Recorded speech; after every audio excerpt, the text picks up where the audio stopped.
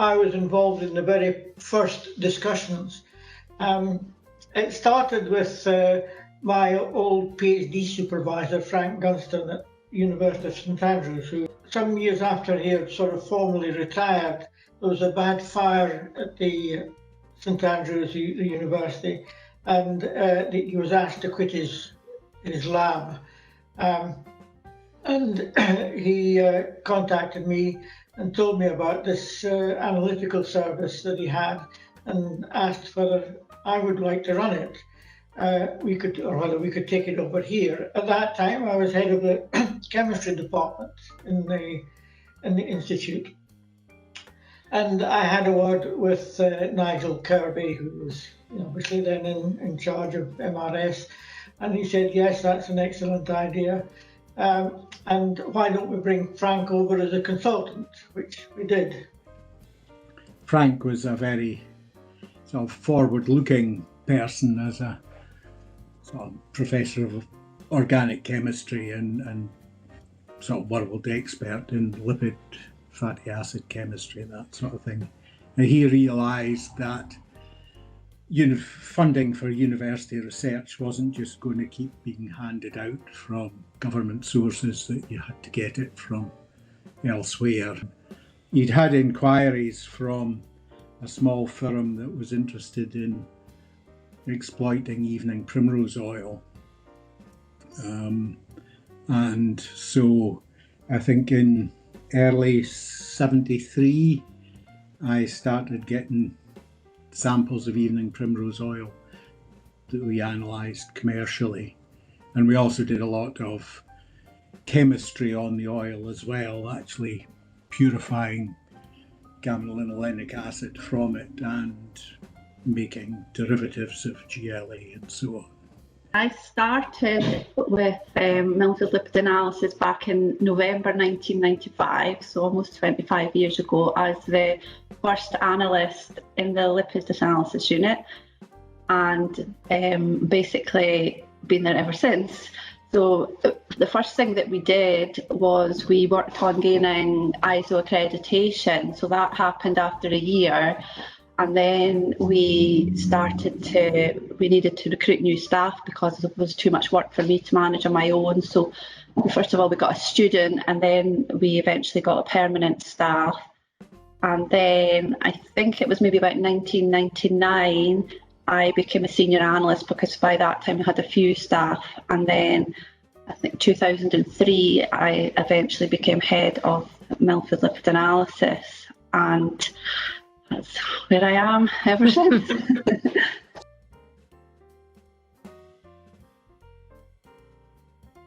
I think the expertise, obviously, Frank and Bill came with, I'm not quite sure how many years experience at that point, but, probably 50 years at least between them, if not 80 maybe. But, so the reputation was there, and in the field had written, Frank had written the lipid handbook and lots of other, got a series of different books on lipids, lipid techniques, more of the analytical side of it. So, and obviously his world-renowned GCMS database. So the reputation was there. That's, I think, what we've built on, this reputation, because we didn't really have any sort of marketing or anything back in all those years ago. So it was just sort of word of mouth, reputation, and obviously providing a good quality service.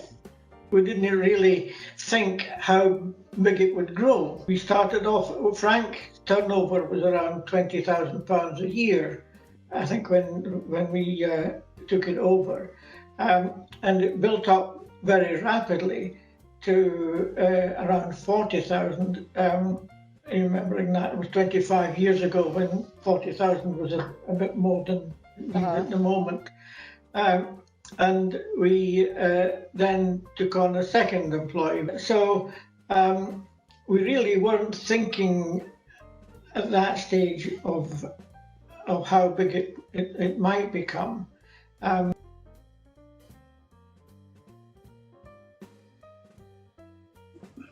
Well, I suppose for a long time, we mainly analysed seeds and oils. And then we moved into doing blood analysis from clinical trials, which was quite a big earner over the years.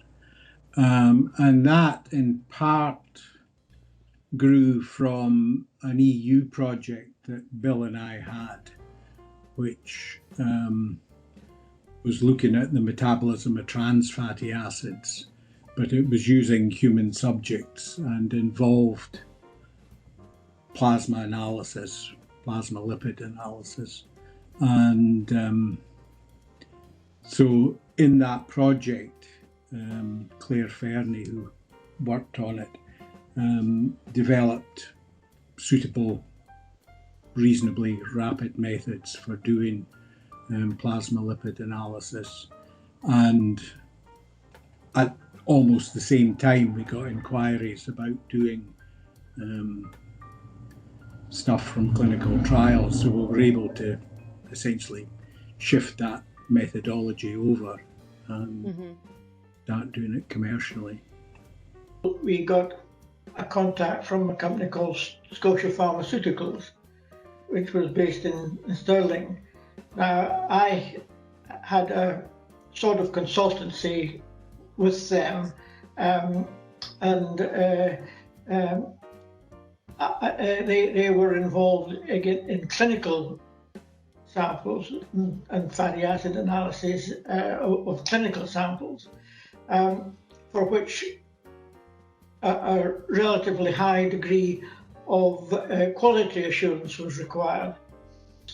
We needed to take that to a much higher level, and Scotia helped us with that, of course, which meant an awful lot of work in writing SOPs, getting standard procedures going, ensuring that everything in the lab, sample handling, checks, computer data handling was done according to appropriate procedures, and ensuring that this was all audited appropriately. And of course, Claire was the person most intimately involved in that. I think also partly through our connection with Scotia, we got customers who wanted to look at storage trials, keeping samples at such a temperature over 3 months, 6 months, 9 months to see what the product life and so on was like. So that also at the time quite an important area for us. I think because things have always kept evolving, obviously the business grew, but apart from that, the quality system was quite a big thing. So after I became head of the unit, then obviously, first of all, we started to work to good laboratory practice. That then moved on to good clinical practice with all the blood samples that we were handling. And then finally, it was about 2010, we started the preparations for the good manufacturing practice, which then led on to all the regulatory inspections by the MHRA and the FDA. I enjoyed Frank Gunston's lectures enormously. He was a very organised person, a very easy person to get on with, and I was quite happy to continue at St Andrews with a PhD, where I'd done my undergraduate degree, and so it was more the person than anything else. I should say Frank is still alive and kicking. He's in a nursing home at the moment. He'll be coming up to his 97th birthday very shortly. Wow. Well, I'd graduated 2 years earlier, and I'd worked for Tayside Regional Council Water Services Department in the wastewater laboratory, which was a bit of a smelly job, but as an assistant chemist, so it was a slight promotion, I would say, but it's sort of similar analytical chemistry, similar techniques, and I hadn't done any GC work at all.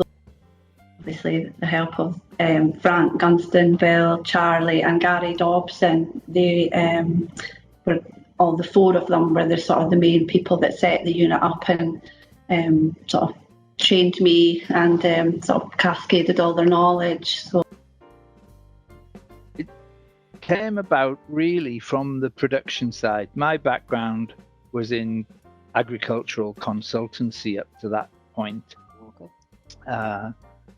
Working in different countries with different crops, and in fact in the early 80s one of the projects we were given was to look at alternative crops. It was the time when people were trying to find alternatives to wheat, barley, oilseed rape, and the group I was working with identified forage in particular as a possible crop for the UK. And so I was involved in developing the agronomy and the production of the crop. And from that, I became interested in the applications, in the extraction of the oil, and particularly in the use of the oil in human nutrition. It led into an involvement with the fish oils and the omega-3 fatty acids. And so I've spent probably the last 30 years working more on the nutritional side than on the production